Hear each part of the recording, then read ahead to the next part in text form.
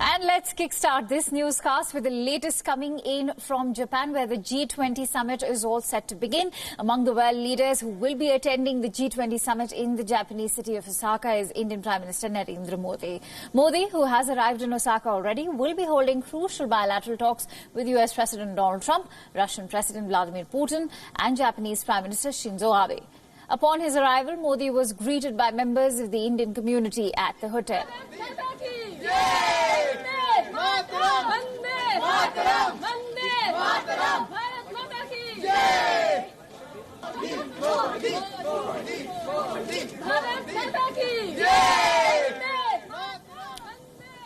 Prime Minister Modi also took to Twitter to thank the Indian community for a warm welcome. He said, and I quote, "Reached Osaka to join the G20 Summit. Grateful to the dynamic Indian community for the warm welcome." Now, Prime Minister Modi will be today meeting Shinzo Abe at 10:20 a.m. IST. After this, he will be followed by a press briefing at 11:45 a.m. IST. Modi will conclude his day with a community event in Kobe.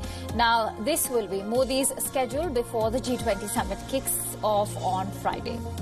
Notably, Prime Minister Modi's visit to Osaka comes after US Secretary of State Mike Pompeo's high-stakes trip to India. The top Trump administration official and Indian leaders, including Narendra Modi, discussed a number of contentious issues, including Iran, Indo-Russia's S-400 deal and trade. Remember, the US has announced sanctions on countries that deal with Russia. New Delhi made it clear to Washington that it won't compromise on national security.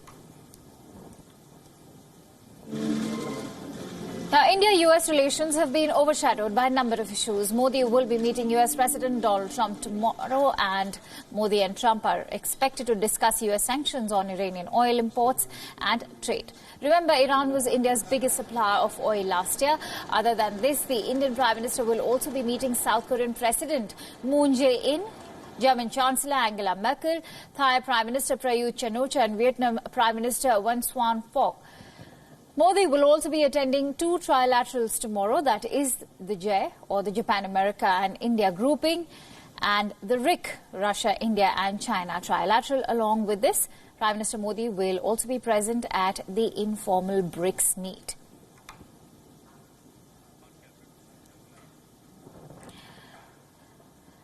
And for more details, let's quickly go across to our principal correspondent, Siddhant Sibal, who joins us live from Osaka. He will be closely tracking the G20 Summit on behalf of WION. A very good morning to you, Siddhant. What is the mood like in Osaka is what we'd like to know. And, of course, the itinerary for the Indian Prime Minister today.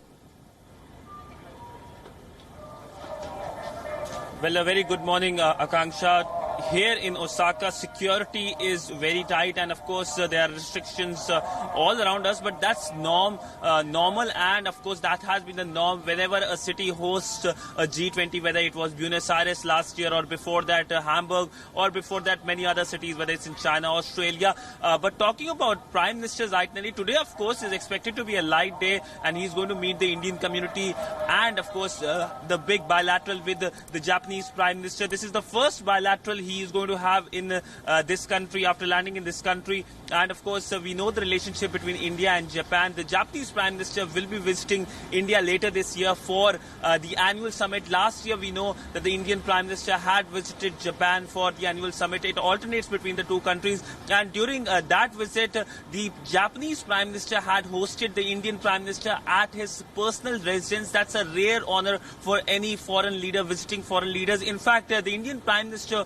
also took the Japanese Prime Minister to his home state in Gujarat. We saw the visual, the road show which happened. So by and large, relationship between the two countries have been very positive, and we have seen both countries working together, whether it's helping India build its bullet train or of course working in third countries. We know that how in Sri Lanka both the countries are coming together, India and Japan coming together for development of the Colombo port.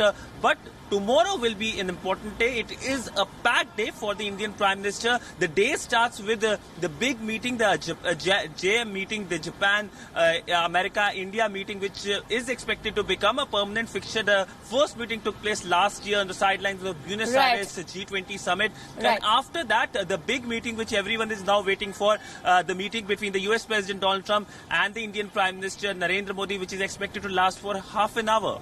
So certainly a packed schedule for the Indian Prime Minister, especially tomorrow when the summit officially kicks off.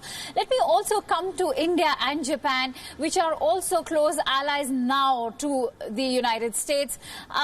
Shortly before his takeoff, Donald Trump has actually stated that he's called his allies freeloaders.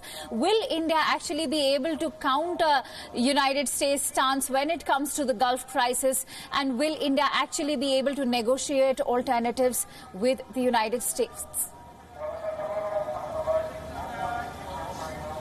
Well, yesterday when the briefing took place between the U.S. Secretary of State Mike Pompeo and the Indian External Affairs Minister, this question was asked and the U.S. Secretary of State responded by saying that even with our allies and partners, we have difficult moments, but by and large, we have a common understanding, an understanding which is far-reaching and, of course, looks at the wider situation and the wider positive trajectory in which the relationship is going. And that is what the relationship between India and US has been, and we have seen how the Americans have been helping India when it comes to Indo-Pacific, and in fact the Americans right now need India and Japan for the Indo-Pacific entire concept which is now emerging, which of course China is pretty suspicious about, but recently we have seen how the ASEAN has come out with the outcome paper on the Indo-Pacific backing it, which is something that is a big boost to Washington and